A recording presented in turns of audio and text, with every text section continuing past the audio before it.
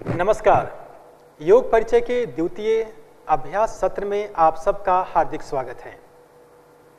तो आइए इस अभ्यास की शुरुआत हम प्रार्थना से करेंगे। किसी भी ध्यानात्मक आसन में बैठ जाइए। सुखासन, अर्ध पद्मासन व पद्मासन। दोनों हाथों को नमस्कार मुद्रा में लाएं। आंखों को कोमलता से बंद करें।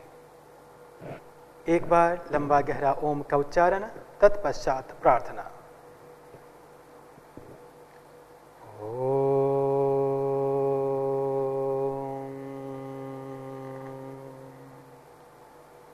सहना भवतु सहनौ भुनक्तु सह वीर्यं करवावहै तेजस्विनावधीतमस्तु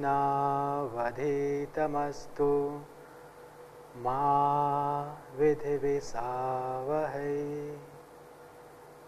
ओम शांति शांति शांति। धीरे से दोनों हथेलियों को अपनों आंखों के ऊपर रखें और धीरे से हथेलियों को नीचे लाते हुए अपनी आंखें खोल लीजिए। पुनः एक बार आप सबका योग परिचय के द्वितीय सत्र के अभ्यास क्रम में स्वागत है।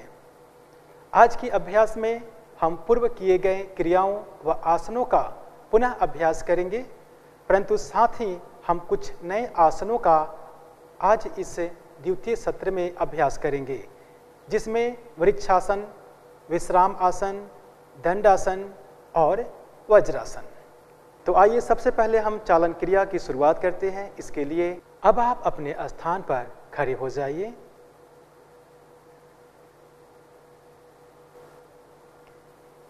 पैरों में 2 इंच का अंतर करें। आंखों को बंद करें व अपने शरीर को जांचें। एक बार देखें आप इस क्रिया के लिए पूर्णतः तैयार हैं। चालन क्रिया हमारे शरीर को लचीला बनाता है। धीरे से आंखें खोलेंगे। अब हम चालन क्रियाओं का अभ्यास करेंगे। चालन क्रियाओं के लिए दोनों हाथों को अपने कमर पर रखिए। पहला अभ्यास चालन क्रिया की गर्दन को आगे व पीछे झुकाने का अभ्यास। श्वास भरें, श्वास छोड़ते हुए गर्दन को आगे झुकाएं। श्वास भरते हुए गर्दन को पीछे ले जाएं। श्वास छोड़ते हुए गर्दन को आगे झुकाएं। श्वास भरते हुए गर्दन को पीछे ले जाएं। गर्दन के अग्रभाग में जो खिंचाव है उसे महसूस करें। पुनः श्वास भरते हुए मध्य में आ जाएं। ग्रीवा की अगली क्रिया गर्दन को बाईं व दाईं ओर झुकाने का अभ्यास। श्वास भरें, श्वास छोड़ते हुए गर्दन को दाईं ओर झुकाएं। श्वास भरते हुए मध्य में आए। श्वास छोड़ते हुए गर्दन को बाईं ओर झुकाएं। श्वास भरते हुए मध्य में आए। श्वास छोड़ते हुए गर्दन को दाईं ओर झुकाएं। श्वास भरते हुए मध्य में आए। श्वास छोड़ते हुए गर्दन को बाईं ओर झुकाएं। विपरीत दिशा में इसके खिंचाव को महसूस करें। अब श्वास भरते हुए मध्य में आ जाइए। अगला क्रिया गर्दन को बाईं व दाईं ओर मोड़ने का अभ्यास। श्वास भरें, श्वास छोड़ते हुए गर्दन को दाईं ओर ले जाएं। श्वास भरते हुए मध्य में आए। श्वास छोड़ते हुए बाईं ओर जाएं। श्वास भरते हुए मध्य में आए। श्वास छोड़ते हुए दाहिने ओर जाएं। श्वास भरते हुए मध्य में आए। श्वास छोड़ते हुए बाईं ओर जाएं। गर्दन में होने वाले खिंचावों को महसूस करें। श्वास भरते हुए मध्य में आ जाएं। अगला क्रिया, गर्दन को गोलाकार घुमाने का अभ्यास। श्वास भरें, श्वास छोड़ते हुए ठुड्डी को कंठकूप से लगाएं। श्वास भरते हुए गर्दन को घड़ी की सुई की दिशा में घुमाएं। श्वास छोड़ते हुए पुनः गर्दन को ठुड्डी के पास लाएं। पुनः एक बार इस क्रिया को दोहराएं। तत्पश्चात इसी क्रिया को घड़ी की उल्टी दिशा में 2 बार दोहरा जाए। श्वास भरें, श्वास छोड़ते हुए गर्दन नीचे लाएं। पुनः श्वास भरें, श्वास छोड़ते हुए गर्दन को नीचे ले आएं। अब श्वास भरते हुए मध्य में आएं। श्वास को छोड़ते हुए हाथों को नीचे करें और विश्राम की स्थिति में आ जाएं। आंखों को बंद करें और ग्रीवा की क्रिया का आपके ग्रीवा पर क्या प्रभाव हुआ है उसे महसूस करें। अगला अभ्यास, स्कंध संचालन। श्वास भरते हुए दोनों भुजाओं को बगल से उठाइए। हथेलियों बाहर की तरफ रहेंगी। श्वास छोड़ते हुए हाथों को नीचे लाएं। पुनः एक बार इसी क्रिया को दोहराएं। श्वास भरते हुए भुजाओं को बगल से उठाइए, हथेलियां बाहर की तरफ। श्वास छोड़ते हुए भुजाओं को नीचे लाएं। पुनः एक बार इस क्रिया को एक बार और दोहराएं। श्वास भरें, श्वास छोड़ते हुए नीचे सामान्य स्थिति में आ जाएं। अगला अभ्यास, स्कंध चक्र। श्वास लेते हुए अपने हाथों को बगल से कंधों की ऊंचाई तक ले जाइए। अपने उंगलियों को अपने कंधों के ऊपर रखिए। अब दोनों कोहनियों को आगे की तरफ मिलाने का प्रयास करें। श्वास भरते हुए दोनों कोहनियों को गोलाकार घुमाएं। श्वास छोड़ते हुए वापस आएं। इसी क्रिया को एक बार और दोहरा जाए। श्वास भरें, श्वास छोड़ें। अब इसी क्रिया को उल्टी दिशा में करें। श्वास छोड़ते हुए पुनः श्वास भरते हुए आगे की तरफ आएं। श्वास छोड़ते हुए और पुनः श्वास भरते हुए आगे आएं। और अब हाथों को सामान्य स्थिति में लाएं और विश्राम करें।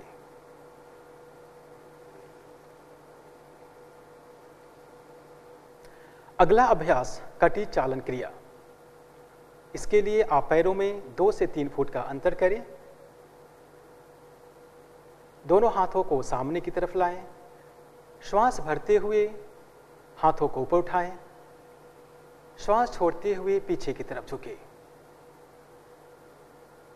श्वास भरते हुए मध्य में आएं। श्वास छोड़ते हुए आगे की तरफ झुकें। पुनः इस क्रिया को एक बार और दोहराएं। श्वास भरें, श्वास छोड़ते हुए पीछे जाएं। श्वास भरते हुए मध्य में आएं। फिर श्वास छोड़ते हुए आगे झुकें। श्वास भरते हुए वापस आएं। श्वास छोड़ते हुए सामान्य स्थिति में आ जाएं। पैरों को मिलाएं। कटी चालन की अगली क्रिया, दोनों पैरों में कंधों की इतना दूरी बनाएं। हाथों को कंधों के सीध में सामने की ओर उठाइए। हथेलियां आमने सामने होगी। श्वास छोड़ते हुए शरीर को दाईं तरफ घुमाइए। श्वास भरते हुए अपने शरीर को सीधा कीजिए। श्वास छोड़ते हुए शरीर को बाईं तरफ घुमाइए। श्वास भरते हुए अपने शरीर को सीधा कीजिए। पुनः श्वास छोड़ते हुए शरीर को दाईं तरफ घुमाइए। श्वास भरते हुए अपने शरीर को सीधा कीजिए। श्वास छोड़ते हुए शरीर को बाईं तरफ घुमाइए। श्वास भरते हुए मध्य भाग में आएं और अपने हाथों को वापस ले जाइए। आंखें बंद करें और इस क्रिया का जो प्रभाव हुआ उसे महसूस करें। पैरों को मिला लें। अगला अभ्यास चालन क्रिया में घुटना चालन क्रिया का अभ्यास। पुनः पैरों में कंधों के इतना अंतर करें। जिनको घुटने का दर्द है वह इस अभ्यास को सावधानी पूर्वक करें। यह अभ्यास हमारे घुटनों को मजबूत बनाता है और घुटने की मांसपेशियों को दृढ़ता प्रदान करता है। श्वास भरते हुए अपने हाथों को कंधों के स्तर तक सामने लाइए। श्वास छोड़ते हुए अपने घुटनों को मोड़ें और बैठने की स्थिति में आ जाएं। श्वास भरते हुए वापस आइए। श्वास छोड़ते हुए पुनः एक बार इस क्रिया को दोहराएं।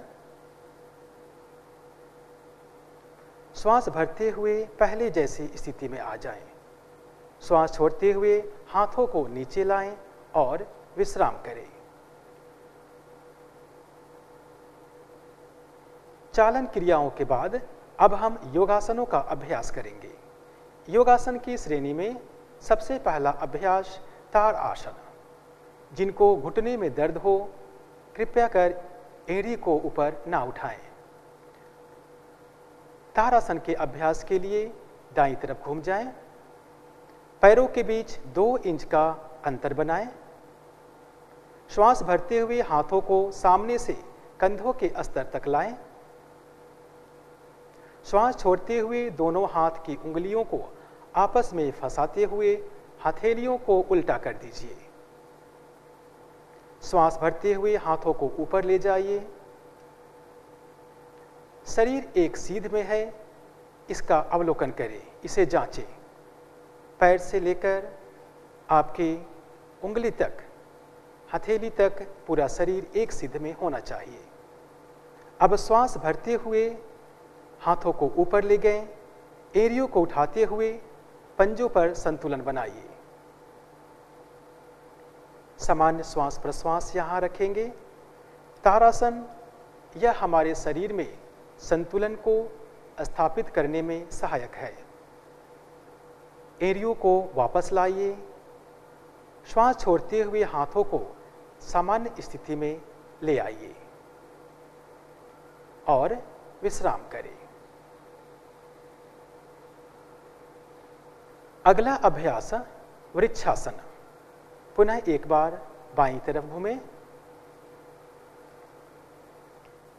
वृक्षासन के लिए हम तैयार करेंगे।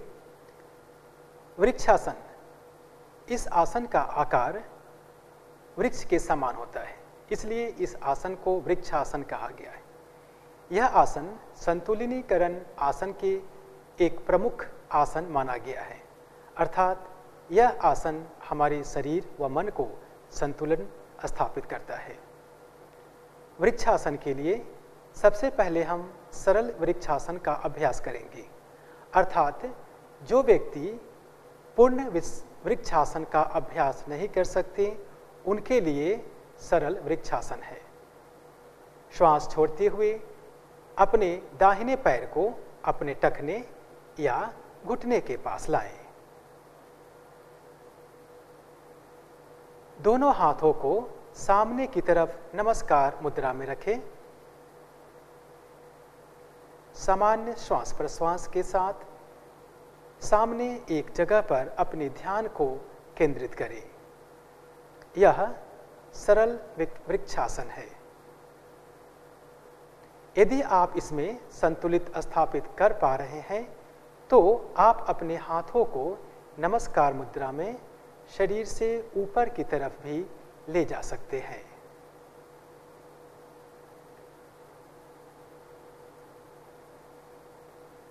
श्वास छोड़ें व अपने दाहिने पैर व हाथों को नीचे की तरफ सामान्य स्थिति में ले आइए। पुनः इसी आसन को दूसरे पैर से दोहराएंगे। श्वास छोड़ते हुए बाएं पैर को दाहिने पैर के टखने या घुटने पर रखें। श्वास भरते हुए दोनों हाथों को नमस्कार मुद्रा में व यहाँ पर सामान्य श्वास प्रश्वास में बने रहें। जिन व्यक्ति को घुटनों में दर्द या संतुलित स्थापित करने में कुछ समस्या है, वो व्यक्ति इस आसन का अभ्यास ना करें। जो व्यक्ति मोटापा से ग्रसित हैं, वो व्यक्ति भी इस आसन का अभ्यास ना करें। सांस छोड़ते हुए अपने पैर व अपने हाथों को सामान्य स्थिति में ले आइए। यह सरल वृक्षासन का अभ्यास है। अब हम पूर्ण वृक्षासन का अभ्यास करेंगे। श्वास छोड़ते हुए दाहिने पैर को मोड़िए। दाहिने पैर के तलवों को बाएं पैर की जंघा पर रखने का प्रयास करें। अब श्वास भरते हुए अपने हाथों को ऊपर उठाइए और हथेलियों को नमस्कार मुद्रा में बनाइए।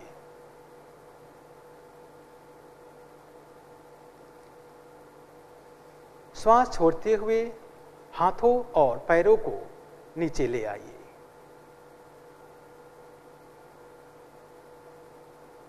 अब इसी अभ्यास को दूसरे पैर से करेंगे।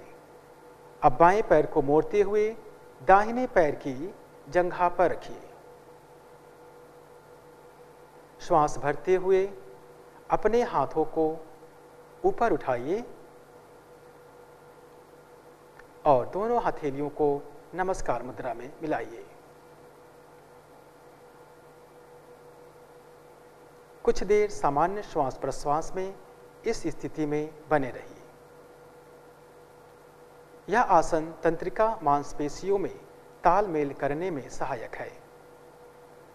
अब श्वास छोड़ते हुए हाथों और पैरों को नीचे ले आइए और विश्राम करें। पुनः हम इस आसन को दोहराएंगे। श्वास छोड़ते हुए दाहिने पैर को मोड़िए।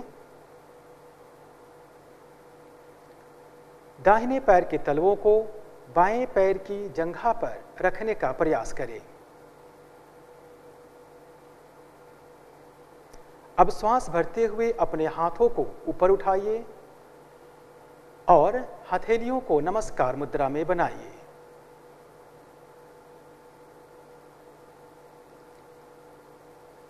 श्वास छोड़ते हुए हाथों और पैरों को नीचे ले आइए।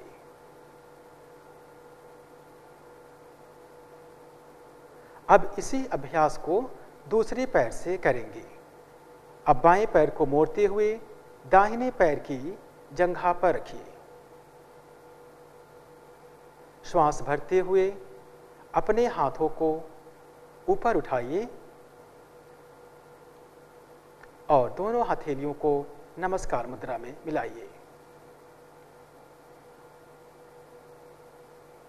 कुछ देर सामान्य श्वास प्रश्वास में इस स्थिति में बने रहिए। यह आसन तंत्रिका मांसपेशियों में तालमेल करने में सहायक है। अब श्वास छोड़ते हुए हाथों और पैरों को नीचे ले आइए।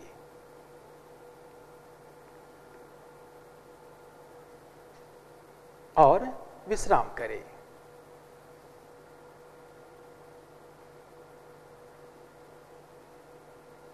अगला अभ्यास अर्ध चक्रासन। अर्ध चक्रासन के लिए तैयार हो। अपने हाथों को कमर के पीछे रखिए। अपनी दोनों कोहनियों को समान अंतर पर रखिए। श्वास भरते हुए सिर और कमर को पीछे की तरफ ले जाइए। श्वास छोड़ें व सामान्य श्वास प्रश्वास में इस आसन में बने रहे। यह आसन श्वसन की क्षमता को बढ़ाने में सहायक है। श्वास भरते हुए सिर को वापस ले आइए। श्वास छोड़ते हुए अपने हाथों को पहले जैसी स्थिति में ले आइए और विश्राम कीजिए।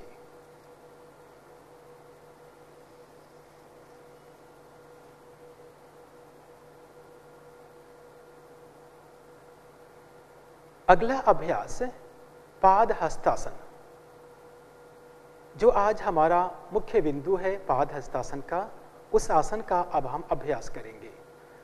पाद हस्तासन, पाद मीन्स पैर, हस्त मीन्स हाथ, अर्थात अपने हाथों को पैर के पास रखना, यह पाद हस्तासन है। जिन व्यक्ति को कमर से संबंधित कुछ समस्या हो वो इस आसन का अभ्यास ना करे।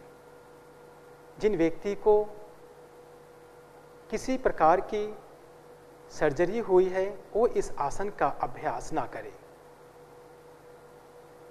अब हम पाद हस्तासन का अभ्यास करेंगे। पैरों में कुछ इंच की दूरी बनाएं। श्वास भरते हुए दोनों हाथों को ऊपर की तरफ उठाएं। श्वास छोड़ते हुए धीरे धीरे आगे की तरफ झुके और पहले हम सरल अवस्था का पाद हस्तासन, जो सरल पाद हस्तासन है, उसका अभ्यास करेंगे। पैर के घुटनों को मोड़ लीजिए। हाथों को जितना संभव हो आप अपने पैर के पास ले जाएं। किसी प्रकार की खिंचाव या दबाव ना दें। गर्दन को नीचे की तरफ झुकाएं। श्वास प्रश्वास की गति सामान्य रखें। यह आसन उन व्यक्तियों के लिए फायदेमंद है जिनका पेट का चर्बी बढ़ा हुआ है, कमर में लचीलापन लाता है, जांघ की मांसपेशियों को मजबूत करता है, मस्तिष्क में रक्त प्रवाह को प्रवाहित करने में सहायक है। श्वास भरते हुए धीरे से ऊपर की तरफ आएं और श्वास छोड़ते हुए दोनों हाथों को सामान्य स्थिति में लाएं। यह पाद हस्तासन का सरल अभ्यास है। अब हम पाद हस्तासन का जो मुख्य आसन है उसका अभ्यास करेंगे। पैरों में समान अंतर बने रहेंगे। श्वास भरते हुए पुनः दोनों हाथों को ऊपर की तरफ उठाएं। श्वास छोड़ते हुए कमर से झुकाव करें और धीरे धीरे आप अपने हथेलियों को पैर के पास रखें। माथा को नीचे की तरफ खींचें। यथासंभव जितना संभव हो उतना ही प्रयास करें। यदि संभव है तो माथा को अब आप अपने घुटने या घुटने के नीचे ले जाने का प्रयास करें।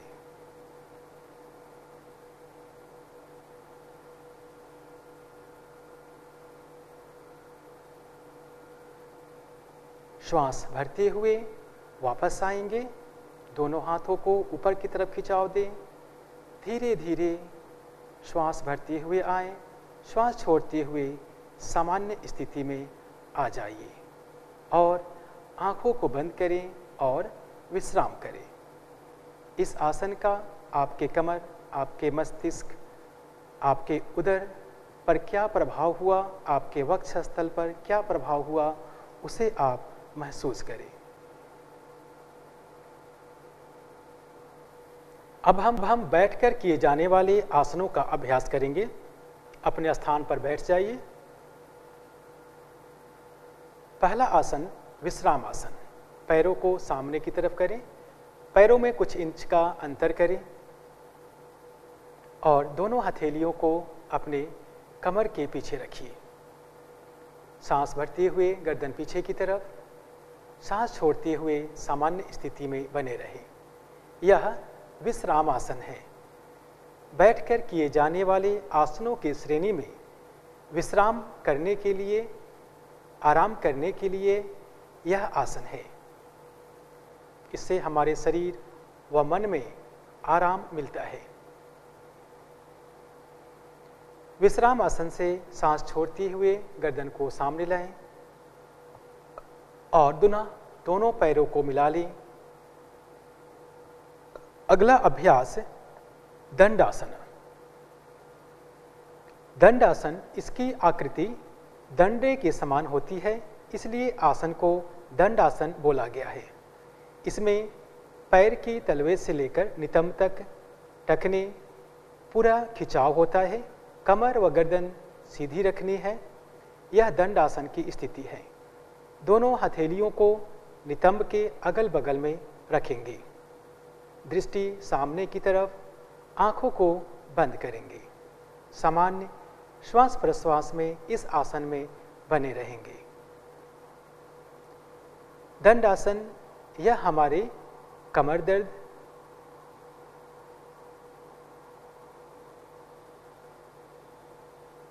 यह दंडासन है।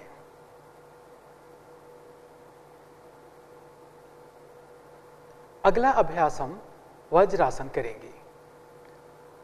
वज्रासन, सबसे पहले हम सरल वज्रासन का अभ्यास करेंगे।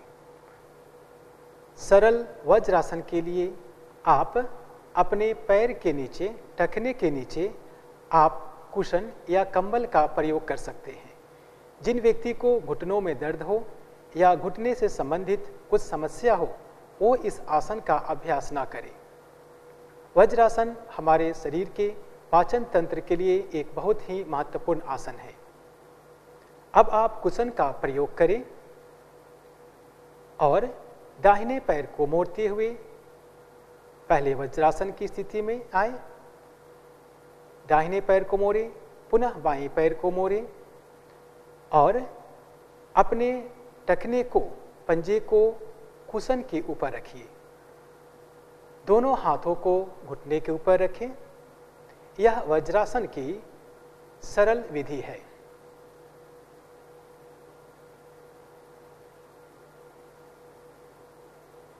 सामान्य श्वास प्रश्वास बने रहेंगे। अब आप कुशन का प्रयोग ना करें, कुशन को हटा दीजिए और पूर्ण वज्रासन, संपूर्ण वज्रासन का अब हम अभ्यास करेंगे। यह वज्रासन है। दोनों पैर के अंगूठे आपस में मिले हुए हैं। नितंब दोनों पैरों के बीच में, कमर गर्दन सीधी रहेगी, दोनों हाथ घुटने के ऊपर। श्वास की गति सामान्य बनी रहेगी।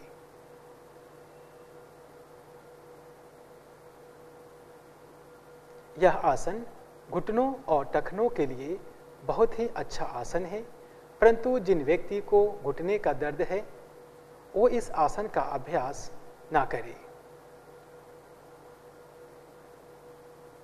यह आसन शरीर के पाचन तंत्र को मजबूत करने में सहायक है।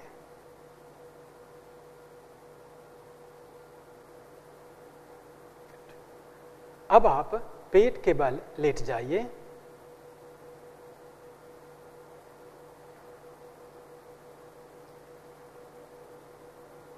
यह मकर आसन की स्थिति है। पैरों में कुछ इंच का अंतर करें, उंगलियां बाहर की तरफ, दाहिने हथेली के ऊपर बाईं हथेली को रखिए और गर्दन को हथेली के ऊपर रख दीजिए। आंखों को कोमलता से बंद करें और विश्राम करें। यह मकर आसन है। यह आसन शरीर व मन को विश्राम प्रदान करता है।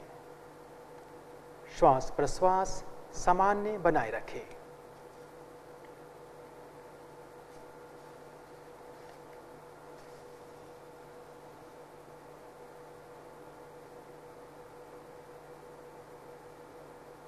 अगला अभ्यास सरल भुजंग आसन।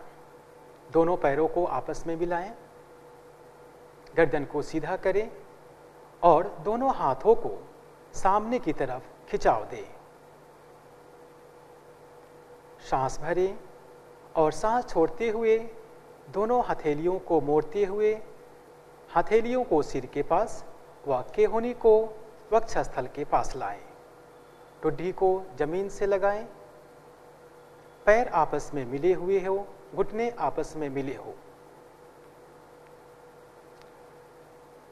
सांस छोड़ते हुए अपने ठुड्डी, गर्दन व छाती को ऊपर की तरफ उठाएं। सामान्य श्वास प्रश्वास के साथ इस आसन में बने रहें। यह सरल भुजंग आसन है। यह आसन श्वसन की क्षमता को सुधारता है व पेट की चर्बी को कम करने में सहायक है। साथ ही यह कब्ज में भी राहत देता है।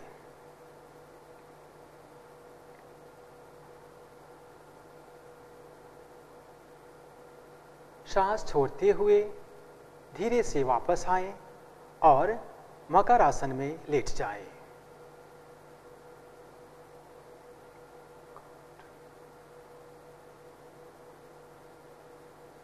अब हम पीठ के बल लेटने वाले आसनों का अभ्यास करेंगे। दाईं या बाईं करवट लेते हुए पीठ के बल लेट जाइए।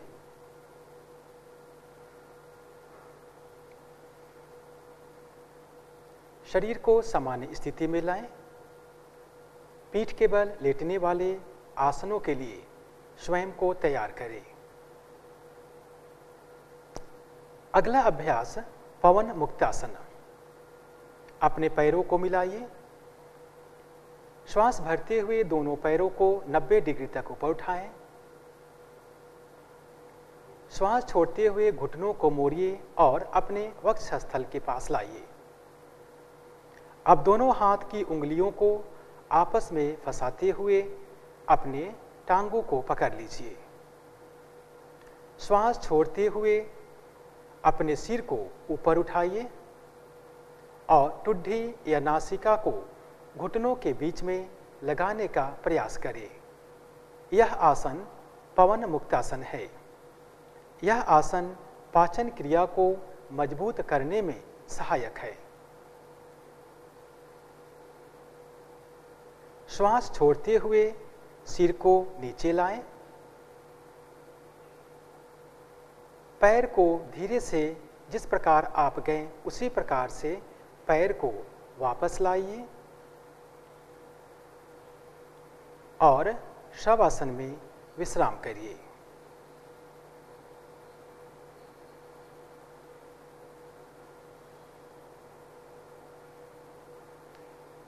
एक बार पुनः हम इस आसन को दोहराएंगे। पैरों को आपस में फिर से मिलाइए। श्वास भरते हुए पैरों को ऊपर की तरफ उठाएं। श्वास छोड़ते हुए घुटनों को मोड़ें और घुटनों को वक्षस्थल के पास लाएं। दोनों हाथ की उंगलियों को आपस में फंसाते हुए अपने टांगों को पकड़ें। श्वास छोड़ते हुए सिर को ऊपर उठाइए और ठुड्डी या नासिका को घुटने के बीच लगाने का प्रयास करें।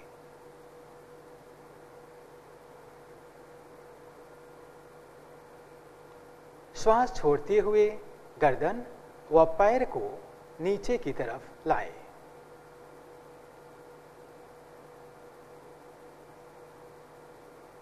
और शवासन में विश्राम करें।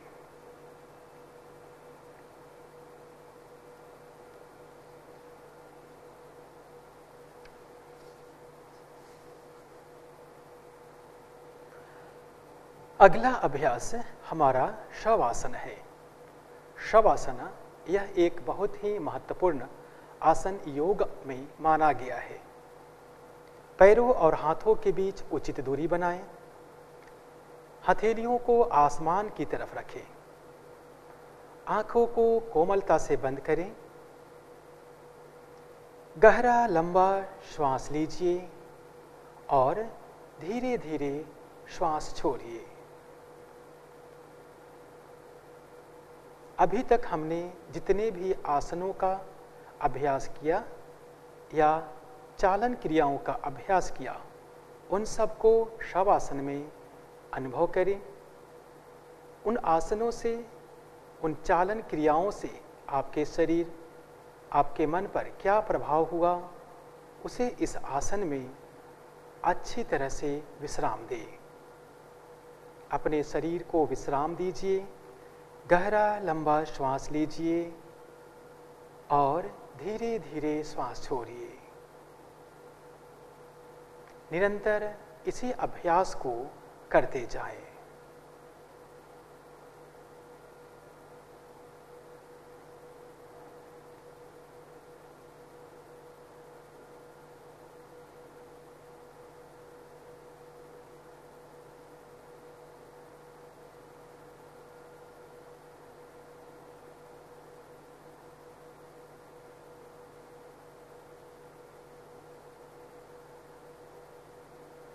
गहरा लंबा श्वास लीजिए, धीरे धीरे श्वास छोड़िए।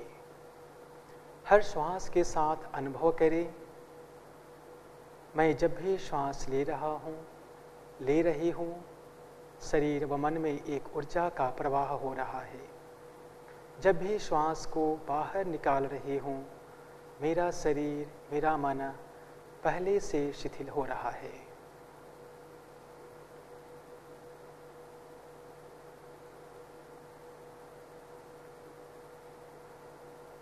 गहरा लंबा श्वास लीजिए, धीरे धीरे श्वास छोड़िए और शरीर के प्रत्येक अंग के प्रति सजगता का भाव रखिए और शरीर को शिथिल होने दीजिए। शरीर के प्रत्येक अंग के प्रति सजगता का भाव रखें और शरीर को शिथिल होने दें।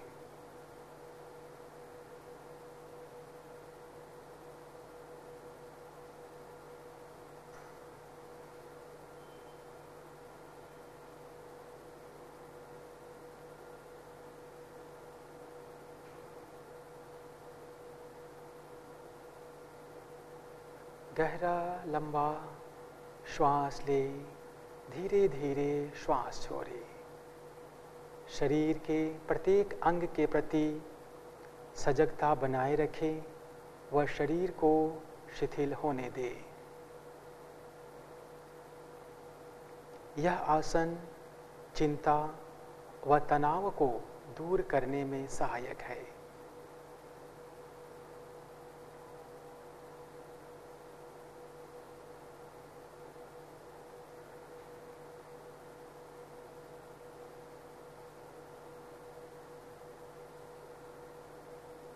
लंबा गहरा धीमा श्वास लें, धीरे धीरे श्वास छोड़ें।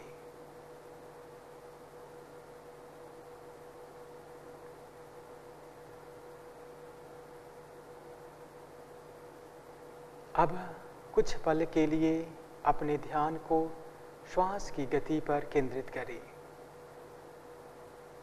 देखें, आपकी श्वास की गति को महसूस करें। पहले से शरीर शिथिल हो गया है, ऐसा अनुभव करें।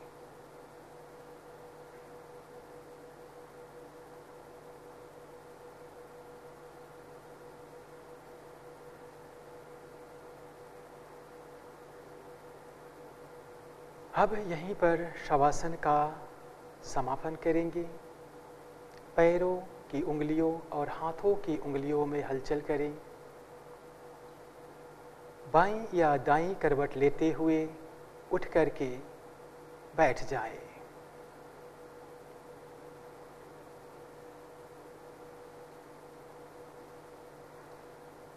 किसी भी ध्यानात्मक आसन में आप बैठ जाइए। सुखासन, अर्ध पद्मासन, पद्मासन और वज्रासन। जो आप आसन आराम से बैठ सकते हैं, उसी आसन में आप आराम से बैठिए। आंखों को कोमलता से बंद करेंगे। दोनों हाथों को घुटनों पर ज्ञान मुद्रा में रखें। कमर गर्दन सीधी करें। एक बार अपने शरीर को पुनः अवलोकन करें। उसे जांचें, क्या आपका कमर गर्दन सीधी है? हाथ ज्ञान मुद्रा में है। आंखें कोमलता से बंद हैं। अब हम दीर्घ श्वास प्रश्वास का अभ्यास करेंगे। यौगिक गहरा श्वास प्रश्वास। धीरे धीरे दीर्घ श्वास लें और दीर्घ प्रश्वास करें। प्रयास करें हर सांस के प्रति दीर्घता बनी रहे, हर प्रश्वास के प्रति दीर्घता बनी रहे। श्वास और प्रश्वास लेने में किसी प्रकार की जल्दी ना करें। ध्यान रखें आपका श्वास लंबा, गहरा व लयबद्ध होना चाहिए। जब श्वास लें, श्वास भरते समय आपका उदर बाहर की तरफ जाए, आपका वक्ष स्थल में फैलाव हो, कंधे ऊपर की तरफ जाए। पेट, वक्ष स्थल व कंधे में एक विस्तार होना चाहिए। और जब आप प्रश्वास करें, श्वास छोड़ें, तब आपके कंधे, वक्षस्थल व उदर प्रदेश में शिथिलता का अनुभव होना चाहिए।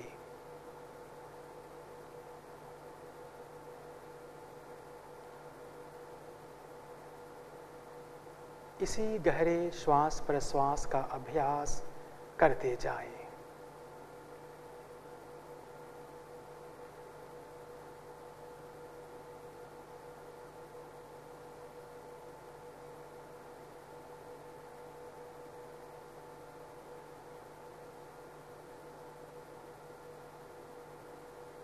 श्वास लंबा, गहरा व लयबद्ध होना चाहिए।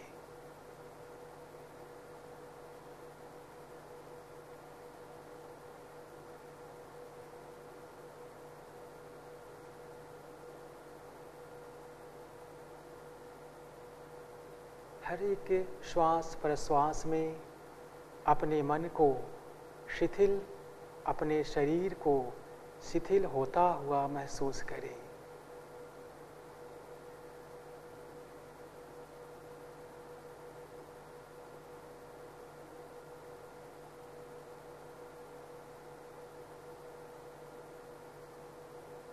अब दीर्घ श्वास प्रश्वास का यहीं पर समापन करेंगे। बाईं हाथ की ज्ञान मुद्रा को बने रहने दें, इसी अवस्था में रहेंगे। और अब हम नाड़ी शोधन अनुलोम विलोम प्राणायाम का अभ्यास करेंगे। दाहिने हाथ की नासाग्र मुद्रा प्राणायाम मुद्रा बनाएं। दाहिने हाथ के अंगूठे से दाहिने नासारंध्र को बंद करें। बाएं नासारंध्र से श्वास को पहले बाहर निकालें। पुनः बाईं नासारंध्र से श्वास भरें। बाईं नासारंध्र को बंद करें व दाईं नासारंध्र से धीरे धीरे प्रश्वास करें। पुनः दाईं नासारंध्र से ही श्वास लें। दाईं नासारंध्र को बंद करें व बाईं नासारंध्र से प्रश्वास करें। यह एक चक्र अनुलोम विलोम प्राणायाम का हुआ। ऐसे 5 चक्रों का अभ्यास करेंगे। ध्यान रखें सांस लयबद्ध हो, सांस में किसी प्रकार का झटका ना दें। गहरा श्वास हो, लयबद्ध हो। इसी अनुलोम विलोम प्राणायाम का 5 चक्र अभ्यास करते जाएं।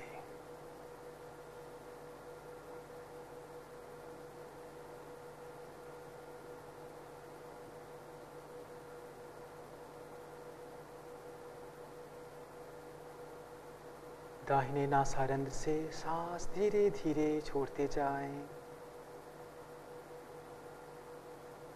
पुनः दाहिने नासारंध्र से ही श्वास भरें और बाईं नासिका रंध्र से प्रश्वास करते जाएं।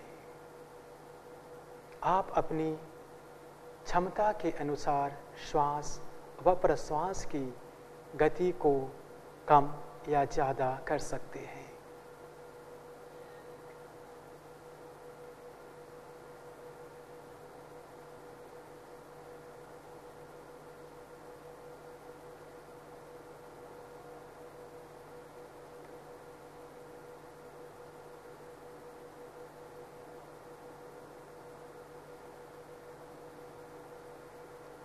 नाड़ी शोधन प्राणायाम यह हमारे मस्तिष्क के लिए बहुत ही महत्वपूर्ण प्राणायाम है। यह संपूर्ण शरीर में रक्त संचार को प्रवाहित करने में बहुत ही महत्वपूर्ण भूमिका निभाता है। इससे हमारा मन शांत और एकाग्र होता है।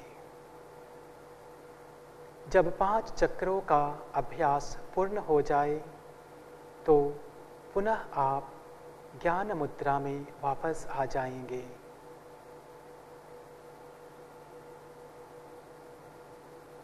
इस प्राणायाम का प्रभाव जो आपके मन मस्तिष्क में हुआ उसे अनुभव करें। मन पहले से कितना शांत, कितना एकाग्र हुआ उसे महसूस करें। इस प्राणायाम के बाद अब हम ध्यान का अभ्यास करेंगे। ध्यान योग की एक बहुत ही महत्वपूर्ण अंग है। ध्यान के बिना योग साधना संपूर्ण नहीं हो सकता। ध्यान के अभ्यास के लिए आप ज्ञान मुद्रा अथवा ध्यान मुद्रा का धारण कर सकते हैं।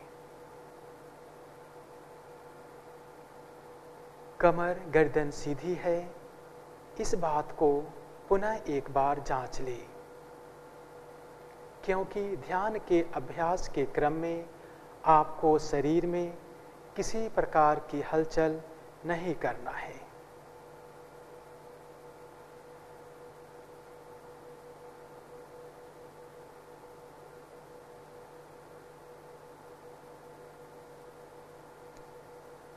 तीन बार लंबा गहरा धीमा श्वास प्रश्वास करें। लंबा सांस लें और धीमा सांस छोड़ें। हर श्वास में महसूस करें, मैं जब भी श्वास ले रही हूँ, मेरे शरीर में, मेरे मन में एक ऊर्जा का प्रवाह हो रहा है। एक सकारात्मक हमारे मन में आ रही। मैं जब भी श्वास को बाहर निकाल रही हूँ, मेरे मन में जो भी नकारात्मक विचार है, जो भी नकारात्मक तथ्य है, वो सब बाहर निकल रहे हैं।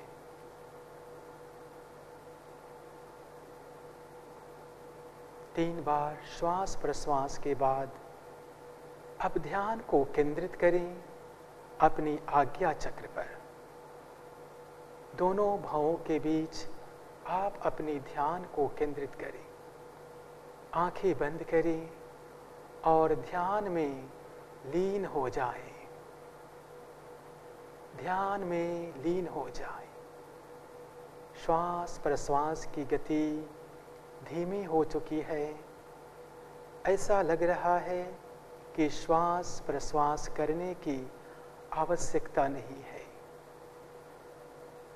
पूरा ध्यान अपनी आज्ञा चक्र में केंद्रित करते हुए ध्यान में लीन व तटस्थ हो जाए।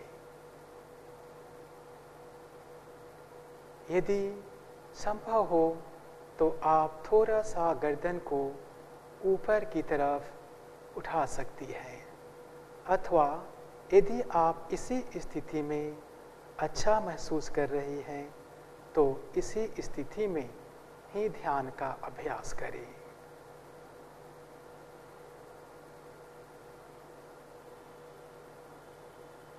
ध्यान हमारे शरीर और मन और श्वास, इन तीनों में एक समन्वय लाता है। शरीर जब स्थिर हो जाता है, मन शांत होता है और श्वास प्रश्वास की गति धीमी हो जाती है। मन एकाग्र और शांत हो जाता है।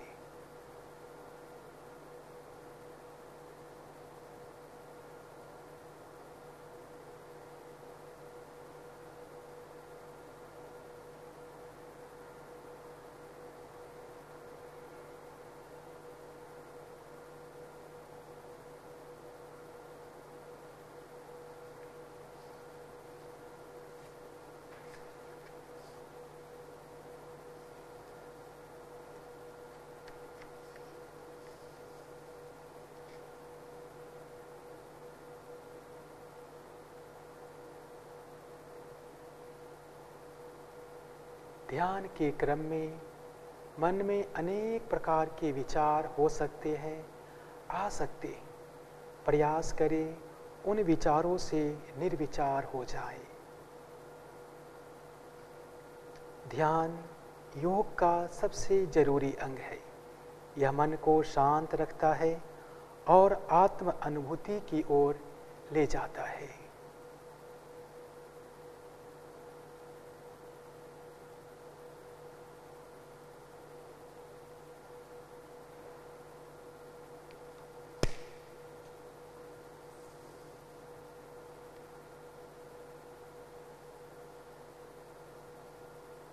अब सामान्य श्वास प्रश्वास पर ध्यान को केंद्रित कीजिए और मन ही मन संकल्प धारण कीजिए। हमें अपने मन को हमेशा संतुलित रखना है। इसमें ही हमारा आत्मविकास समाया है। मैं स्वयं के प्रति, कुटुंब के प्रति, कार्य, समाज और विश्व के प्रति शांति, आनंद और स्वास्थ्य के प्रचार के लिए वचनबद्ध हूँ। मैं मानव मूल्यों का पालन करने के लिए प्रतिबद्ध हूँ और देश के विकास के लिए समर्पित हूँ। एवं इन कठिन परिस्थितियों में भी हमें एकजुट होकर रहना है। अब शांति पाठ के लिए नमस्कार मुद्रा बनाइए।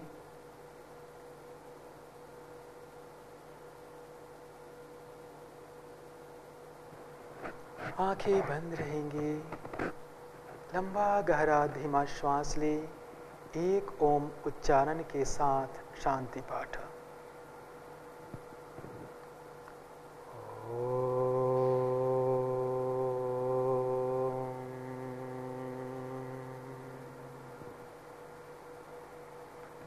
सर्वे भवन्तु सुखिनः, सर्वे सन्तु निरामया,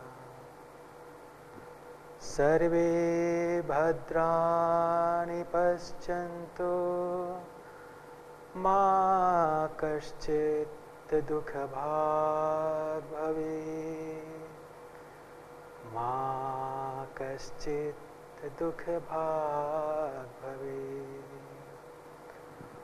ओम शांति शांति शांति।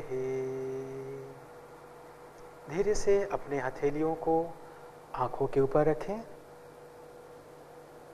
हथेलियों को धीरे से वापस लाते हुए धीरे से अपने आंखों को खोल लीजिए। धन्यवाद। आपका दिन शुभ हो। जय हिंद, जय भारत।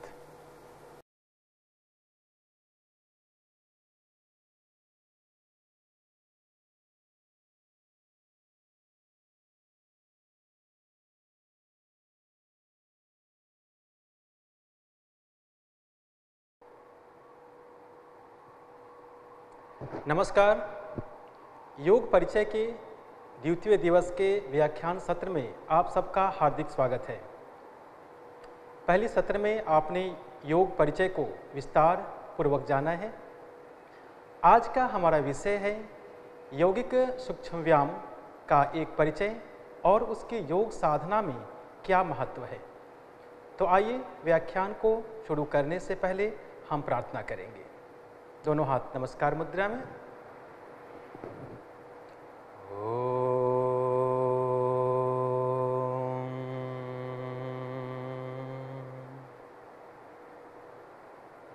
सहना भवतु सहनौ भुनक्तु सह वीर्यं करवावहै तेजस्विनावधीतमस्तु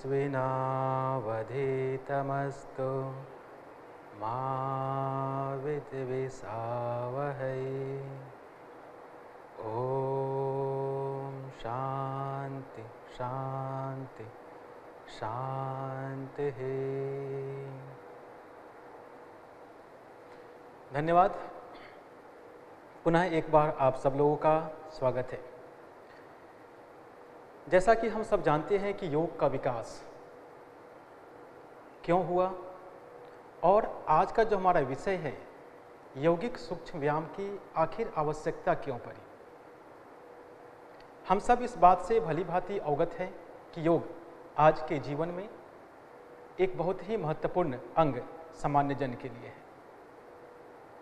योग का यदि हम इतिहास देखें तो हजारों वर्ष पुरानी यह योग की विद्या, योग की विज्ञान जो समय के अनुसार विकसित हुआ और मनुष्य की आवश्यकता के अनुसार उसमें परिवर्तन हुआ। जब भी पहले हम योग की साधना करते थे, योग का अभ्यास करते थे, तो कुछ ग्रंथ या कुछ जो योग के किताब हैं उनको हम देखते थे, उसके अनुसार हम उसकी साधना करते थे। जैसे यदि हम उदाहरण दें 13वीं शताब्दी में जब हठ योग प्रदीपिका स्वामी स्वात्माराम जी ने दिया, उस समय उन्होंने उस प्रदीपिका में पहले आसनों का जिक्र किया और बाद में फिर षटकर्म का जिक्र किया। परंतु 1650 ईस्वी में जब महर्षि घिरन जी ने घिरन संहिता नामक एक योग की ग्रंथ दी, उसमें उन्होंने पहले षटकर्म को लिया, फिर बाद में आसनों का जिक्र किया।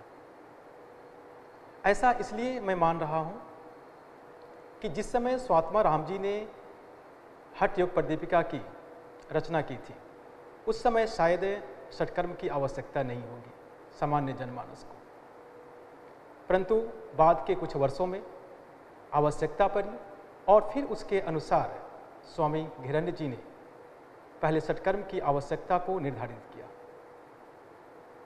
उसी प्रकार से जो योग की परंपरा चली आ रही है, षटकर्म, आसन, प्राणायाम, ध्यान, परंतु कुछ परिवर्तन के बाद, कुछ सालों के बाद आधुनिक युग में जो हमारे आधुनिक योग ऋषि हैं, योग के विशेषज्ञ हैं, उन्होंने यह महसूस किया कि समय के अनुसार जैसे जैसे समय परिवर्तन हो रहा है, मनुष्य में आलस, शिथिलता, एक तरह से ऐसी समस्याएं मनुष्य में आती जा रही है जिसका एक निदान करना आवश्यक हुआ। कैसे कम समय में अधिक से अधिक लोगों के पास योग की क्रिया, योग की प्रक्रिया और योग के अभ्यासों को पहुंचाया जाए। तो जैसा कि आप जानते हैं कि आज की विषय में यदि हम लें यौगिक सूक्ष्म व्यायाम को, तो यौगिक सूक्ष्म व्यायाम नया शब्द नहीं है। यौगिक सूक्ष्म व्यायाम को जो अनेक प्रकार के योग के स्कूल हैं, योग के विश्वविद्यालय हैं या योग के गुरु, योग के विशेषज्ञ हैं, वो अलग अलग नामों से यौगिक सूक्ष्म व्यायाम की रचना की है। जैसे कहीं पर इसका नाम शिथिलीकरण क्रिया, कहीं पर चालन क्रिया, कहीं पर पवन मुक्त आसन श्रेणी की क्रिया, इन क्रियाओं का नाम अलग अलग दिया गया है, परंतु इन सबका उद्देश्य एक ही है। हाँ, इसमें एक ऐसा भी देखा गया है कि इन क्रियाओं का अभ्यास किसी संस्थान में, किसी स्कूल में कहीं बैठकर पहले शुरू करते हैं, कहीं पर लेटकर अभ्यास कराते हैं, कहीं पर खड़े होकर के इसका अभ्यास कराते हैं, परंतु सबका उद्देश्य एक ही है। यदि हम आज के विषय पर बात करें यौगिक सूक्ष्म व्यायाम पर, तो जैसा कि हम समझ सकते हैं कि जो हमारा यौगिक सूक्ष्म व्यायाम है, एक बार हम इसके इतिहास और इसके प्रचार प्रसार के जो मुख्य बिंदु हैं उसके विषय में हम चर्चा करेंगे, उन पर हम प्रकाश डालेंगे।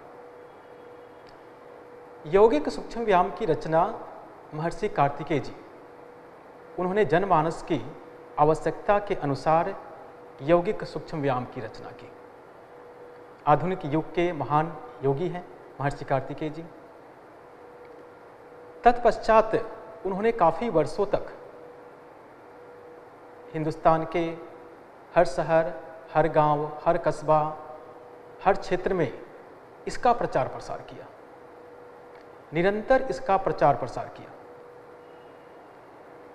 उसी प्रचार प्रसार के क्रम में उनको आवश्यकता आन पड़ी, उनको आवश्यकता हुई कि अब इस क्रिया को एक संख्या के नंबर से इसको बनाया जाए और इसको और ज़्यादा जो सामान्य जनमानस है उनके पास तक कैसे पहुंचाया जाए। इसके विषय में उन्होंने काफ़ी सोचा, काफ़ी समय तक अनुसंधान किया और फिर उन्होंने अपने प्रिय शिष्य स्वामी धीरेन्द्र ब्रह्मचारी जी को इस कार्य को, इस सूक्ष्म व्यायाम रूपी जो अभियान है, जो जनमानस के लिए कल्याणकारी है, उसको उन्होंने सौंप दिया। फिर स्वामी धीरेन्द्र ब्रह्मचारी जी ने इस क्रिया को एक रूप दी। उन्होंने एक संख्या बनाई, जिस प्रकार से एक माला में मोती को एक एक ढंग से, एक एक तरीके से गूंथा जाता है, संयोजा जाता है, उसी प्रकार से स्वामी धीरेन्द्र ब्रह्मचारी जी ने उसमें 48 क्रियाओं का जिक्र किया और उन्होंने एक किताब लिखी जिसे हम यौगिक सूक्ष्म व्यायाम व स्थूल व्यायाम के नाम से जानते हैं। यौगिक सूक्ष्म व्यायाम और स्थूल व्यायाम की, उसमें उन्होंने 48 यौगिक सूक्ष्म व्यायाम व 5 स्थूल व्यायाम की चर्चा की। जैसा कि हम नाम से जानते हैं कि यौगिक अर्थात योग, सूक्ष्म और व्यायाम जो हम अपने शरीर को स्वस्थ करने के लिए जो क्रिया करते हैं व्यायाम, यानी कि इस यौगिक सूक्ष्म व्यायाम हमारे शरीर के सूक्ष्म से सूक्ष्म स्तर पर प्रभाव डालता है, हमारे शरीर के सूक्ष्म से सूक्ष्म जोड़, सूक्ष्म से सूक्ष्म नस और नाड़ियों के ऊपर प्रभाव डालता है और ये बहुत ही वैज्ञानिक ढंग से डालता है प्रभाव। सूक्ष्म व्यायाम की ये चर्चा करने के पश्चात यदि हम उनकी जो लिखी हुई जो ग्रंथ है यौगिक सूक्ष्म व्यायाम, तो उसमें उन्होंने जो वैज्ञानिक ढंग से जो चर्चा की, 48 क्रियाओं का जो जिक्र किया, वो हमारे शरीर के मस्तिष्क से लेकर पैर के अंगूठे तक की 48 क्रियाओं का जिक्र किया। बहुत ही विशेषता है इन क्रियाओं की। और यदि आप देखें तो प्रथम जो 4 जो क्रिया उन्होंने बताया है मस्तिष्क के लिए, उच्चारण स्थल तथा विशुद्धि चक्र की शुद्धि, यदि हम इस पर प्रकाश डालें, यदि हम इसको देखें, तो उच्चारण स्थल तथा विशुद्धि चक्र की शुद्धि क्रिया हमारे उच्चारण स्थल को तो शुद्ध करता ही है, साथ ही साथ वह हमारे विशुद्धि चक्र को भी शुद्ध करता है। अर्थात यौगिक सूक्ष्म व्यायाम, यदि हम साधारण शब्दों में कहें तो यह हमारे शरीर, हमारे मन व हमारे श्वास के ऊपर समन्वय बनाकर एक बहुत ही अच्छा कार्य करता है। जैसे यौगिक सूक्ष्म व्यायाम की विशेषता देखें, एक स्थान पर आप खड़े होकर बिना शरीर में किसी प्रकार के परिवर्तन किए वेग के साथ सांस की गति को लेना और वेग के साथ उसी वेग के साथ सांस की गति को छोड़ना, और फिर उसका वहाँ पर प्रभाव होता है। और मानसिक रूप से भी हम अपने मन को वहीं पर केंद्रित करते हैं जहाँ पर हम जिस क्रिया के लिए हम अभ्यास कर रहे हैं। तो पहला जो 4 क्रिया है यदि हम बताएं तो वह बौद्धिक रूप से बहुत ही महत्वपूर्ण है। तत्पश्चात यदि हम देखें तो उन्होंने आगे की तरफ मस्तिष्क से नीचे की तरफ जो ग्रीवा शक्ति विकासक, गर्दन की क्रिया, तो ग्रीवा शक्ति विकासक क्रिया जो है हमारे ग्रीवा पर तो प्रभाव डाल ही रहा है, जो हमारे गर्दन पर उसका काफ़ी अच्छा प्रभाव हो रहा है। परंतु साथ ही साथ वहाँ पर जो उसकी जो नस नाड़ियाँ हैं, जो नस नाड़ियाँ जो हमारे मस्तिष्क में जो रक्त की प्रवाह हो रही है, उसको भी शुद्ध करता है।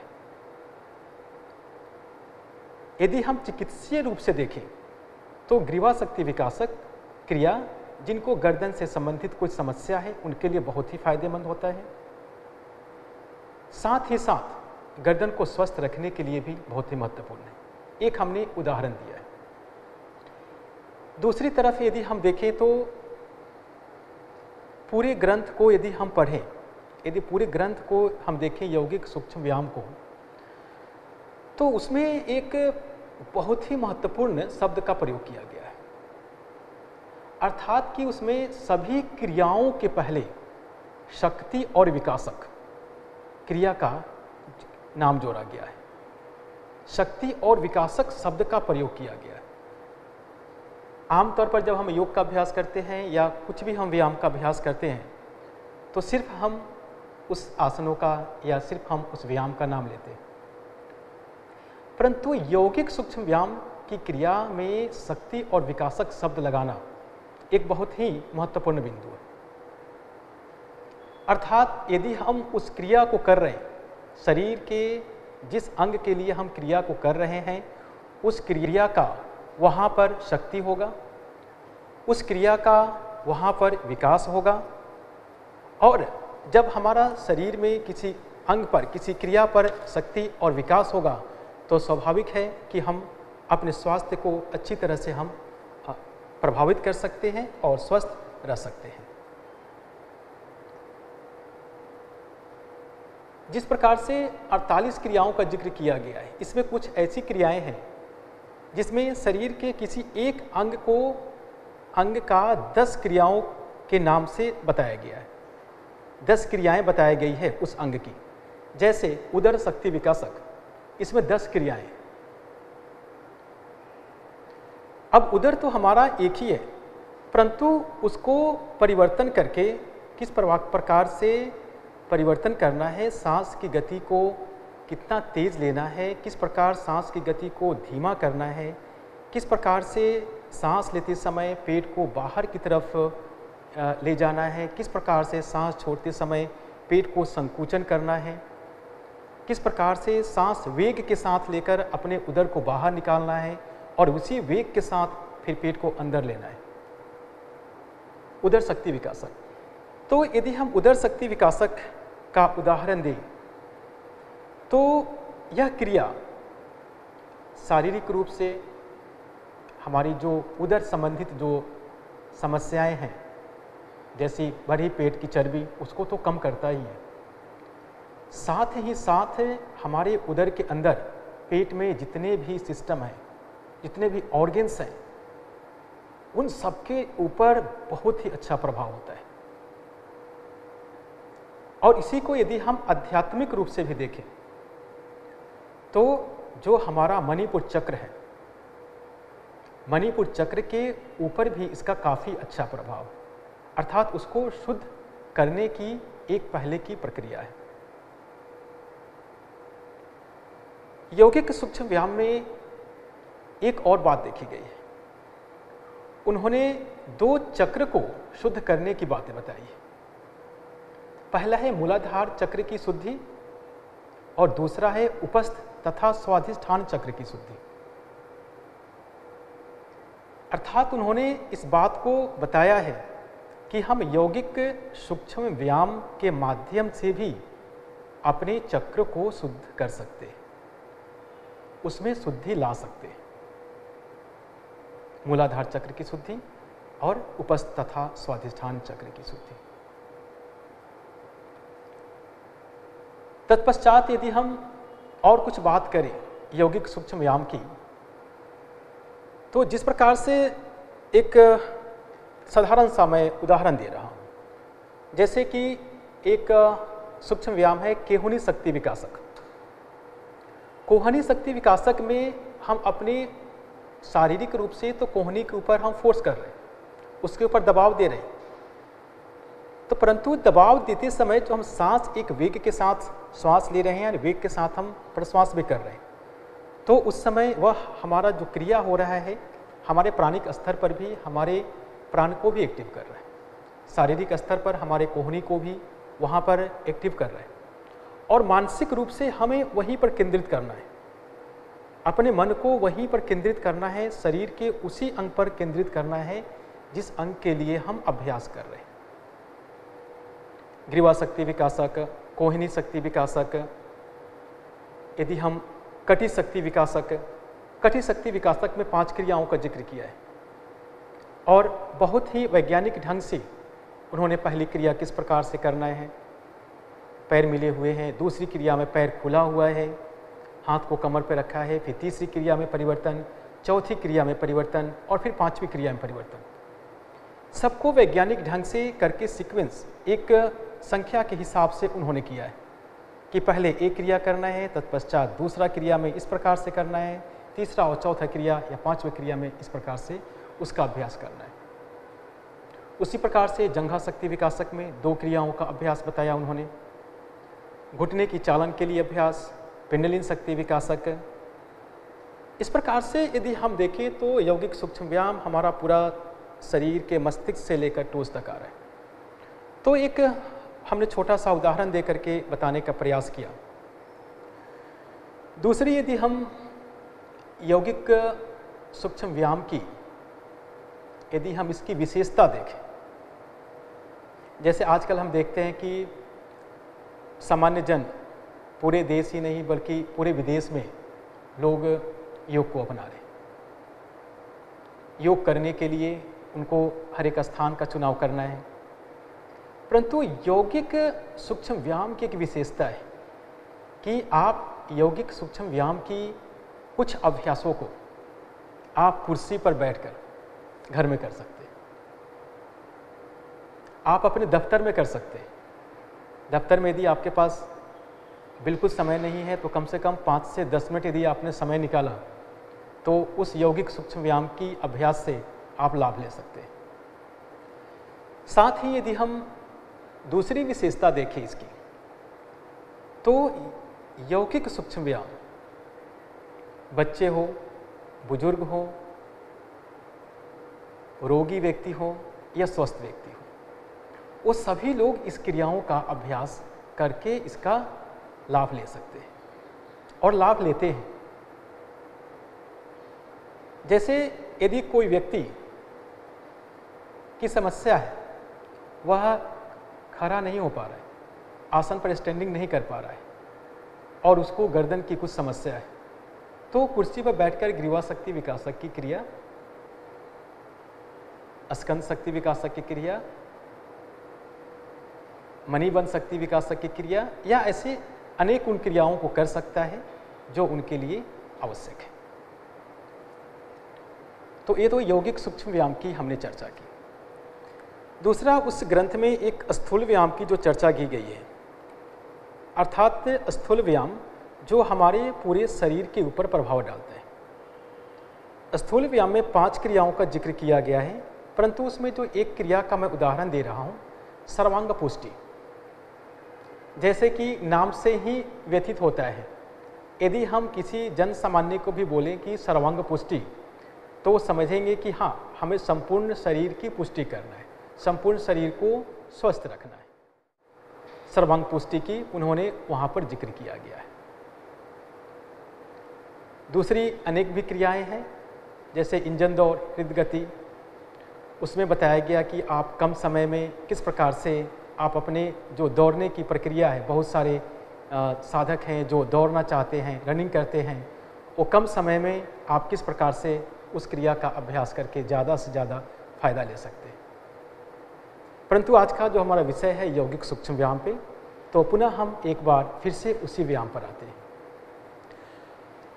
अब हम बात करते हैं कि यौगिक सूक्ष्म व्यायाम की जो महत्व है, यौगिक सूक्ष्म व्यायाम की जो विशेषता है, उसे अंतर्राष्ट्रीय योग दिवस में जो सामान्य योग पाठ्यक्रम है, उसमें भी यौगिक सूक्ष्म व्यायाम की कुछ क्रियाओं को जोड़ा गया है, कुछ क्रियाओं को स्थान दिया गया है। परंतु हाँ, ठीक है, वहाँ पर नाम का कुछ परिवर्तन हुआ है, नाम में कुछ नाम बदले गए हैं, परंतु उद्देश्य उनका एक ही है। जैसे यदि हम देखें तो सामान्य योग पाठ्यक्रम में ग्रीवाचालन जिसमें कि 4 क्रियाओं का जिक्र किया गया है। पहला, गर्दन को ऊपर और नीचे करना। दूसरा, गर्दन को बाईं और दाईं ओर झुकाना। तीसरा, गर्दन को बाईं व दाईं ओर मोड़ना। चौथा, गर्दन को गोलाकार घुमाना। ये सारे वैज्ञानिक ढंग से पहली क्रिया में गर्दन को जब हम ऊपर से नीचे की तरफ, तो वहाँ पर जो एक खिंचाव विपरीत दिशा में जो होती है, वहाँ की मांसपेशियों को, वहाँ की नस नाड़ियों को सुदृढ़ करती है, वहाँ पर रक्त की संचार को प्रवाहित करती है, और साथ ही यदि ग्रीवा से संबंधित कुछ समस्या है तो उसको ठीक करने में भी सहायक है। उसी प्रकार से यदि हम दूसरी क्रिया का जिक्र करें, स्कंध संचालन, जिसमें हम अपने हाथों को सांस भरते हुए कंधे के समीप तक ले जाते हैं। और ये भी यहाँ पर एक महत्वपूर्ण बात है, यदि हमें सिर्फ हाथ को ले जाना है तो हम बिना सांस लिए ही ले जा सकते हैं, परंतु यौगिक सूक्ष्म व्यायाम की यही तो विशेषता है। यौगिक सूक्ष्म व्यायाम की हर क्रिया में सांस और प्रश्वास को जोड़ा गया है। कहीं पर सांस प्रश्वास को तेज गति से तो कहीं पर धीमी से, परंतु सभी क्रियाओं में इसको जोड़ा गया है, जो इसकी विशेषता और इसके महत्व को दर्शाता है। दूसरी क्रिया स्कंध संचालन, यानी अपने कंधों को घुमाना। जब हम कंधों को घुमाते हैं उस समय भी हम श्वास प्रश्वास का अभ्यास करते हैं, तो हमारे कंधे के लिए तो अच्छा है ही, साथ ही हम जब श्वास प्रश्वास करते हैं उतने समय में हमारे अपने सांस और प्रश्वास की गति को भी आयाम करते हैं, यानी उसको हम स्वच्छ करते हैं, लंबा करते हैं, उसमें ठहराव लाते हैं, तो एक विशेषता है इसकी। इसी प्रकार से यदि हम आगे बढ़ें तो कटी चालन की एक क्रिया है, जिसे हम यौगिक सूक्ष्म व्यायाम में कटी शक्ति विकासक के नाम से जानते हैं। इसमें कमर को बाईं और दाईं ओर मोड़ने की क्रिया बताई गई है। दाहिने तरफ जाते हैं, पुनः बीच में आते हैं और फिर बाईं तरफ जाते हैं। इसी क्रिया को हम दोहराते हैं। यह क्रिया हमारे रीढ़ की हड्डी को मजबूत करता है, कटी शक्ति विकासक। दूसरी तरफ इस क्रिया में जो एक और जोड़ा गया है वह है घुटना चालन, अर्थात तो अपने घुटने को किस प्रकार से मजबूत करना है। जो स्वस्थ व्यक्ति हैं उनके लिए बताया गया है, परंतु जो बीमार व्यक्ति हैं उनको बहुत ही सावधानीपूर्वक इसका अभ्यास करना है। यौगिक सूक्ष्म व्यायाम की घुटने चालन का जो क्रिया है हमारे सामान्य योग अभ्यास में, उसे जंघा शक्ति विकासक क्रिया के नाम से हम यौगिक सूक्ष्म व्यायाम में जानते हैं। यह क्रिया हमारे घुटनों को मजबूती प्रदान करता है, साथ ही हमारी जांघ की मांसपेशियों को सुदृढ़ बनाता है। इतनी सारी क्रियाओं को यहाँ पर जोड़ा गया है। अंत में यदि हम कुछ शब्दों में यदि हम इस पर प्रकाश डालें, इस पर चर्चा करें, तो हम यह बता सकते हैं कि यौगिक सूक्ष्म व्यायाम हमारे शरीर के मांसपेशियों को सुदृढ़ करता है, शरीर के सूक्ष्म नस नाड़ियों में रक्त प्रवाह को संचालित करने में सहायता प्रदान करता है, और साथ ही साथ यह हमारी सांस की गति को परिवर्तन करने में, अर्थात सांस की गति किस समय तेज लेना है, किस समय छोड़ना है, किस समय सांस को रोकना है, उन सब के ऊपर एक विशेष प्रभाव डालता है। यदि हम ऐसा कहें कि यौगिक सूक्ष्म व्यायाम आसन करने की पूर्व की तैयारी है या प्रथम सीढ़ी है, तो इसमें कोई अतिशयोक्ति नहीं होगी, क्योंकि यौगिक सूक्ष्म व्यायाम से ही हम अपने शरीर को तैयार करते हैं अगला आसन करने के लिए। आगे की जो आसन है, आगे का जो अभ्यास है, हम उसकी तैयारी यौगिक सूक्ष्म व्यायाम से ही करते हैं। क्योंकि जैसे ही हम यौगिक सूक्ष्म व्यायाम का अभ्यास करते हैं तो सामान्य जन भाषा में हम समझ सकते हैं वार्म अप करना, अपने शरीर को वार्म अप करना यौगिक सूक्ष्म व्यायाम की क्रिया से। तो जिस प्रकार हमें यदि आसनों का अभ्यास करना है, उसके पहले हमें यौगिक सूक्ष्म व्यायाम का अभ्यास और साथ ही स्थूल व्यायाम का अभ्यास अवश्य करना है। क्योंकि जब तक आप प्रथम सीढ़ी पर नहीं पैर रखेंगे, तब तक आप तीसरी या चौथी सीढ़ी पर कदम रखने का प्रयास करेंगे तो आपके शरीर को नुकसान हो सकता है। जिस लक्ष्य के लिए आप योग साधना कर रहे हैं, वह लक्ष्य आपको प्राप्त नहीं हो सकता है। तो इसलिए यौगिक सूक्ष्म व्यायाम को आप अपने जीवन में अवश्य अपनाएं। उन 48 क्रियाओं में से जितना संभव हो उतना अभ्यास करें। यदि संभव है तो 48 क्रियाओं का अभ्यास करें, परंतु हाँ, उन क्रियाओं को आप एक बार अपने योग शिक्षक, योग चिकित्सक या चिकित्सक के परामर्श के अनुसार ही उसका अभ्यास करें। क्योंकि बहुत सारी क्रियाओं में सांस को रोकने की गति को, बहुत सारी क्रियाओं में कूदने को बताया गया है, बहुत सारी क्रियाओं को तेज गति से करने को बताया गया है। यदि आपके शरीर के अनुसार वह नहीं हो पा रहा है तो उसका अभ्यास आप ना करें। अंत में यदि हम इस बात को देखें कि यौगिक सूक्ष्म व्यायाम के अभ्यास से ही मात्र आप अपने शरीर और मन को स्वस्थ कर सकते हैं। कम समय में यौगिक सूक्ष्म व्यायाम के अभ्यास से आपकी जो समस्याएं हैं उसका भी समाधान करने में सहायक हो सकता है, परंतु उसका वैज्ञानिक ढंग से सीखना है। जो तरीका सही ढंग से बताए गए हैं उसको सीखना है।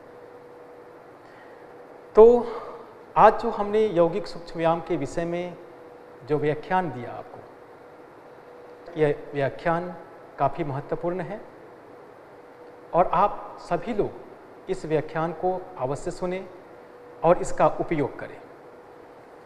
तो आज की व्याख्यान को हम यहीं पर समाप्त करेंगे। पुनः एक बार अपने आंखों को बंद करके हम हाथों को नमस्कार मुद्रा में लाएंगे और प्रार्थना से इसको समाप्त करेंगे।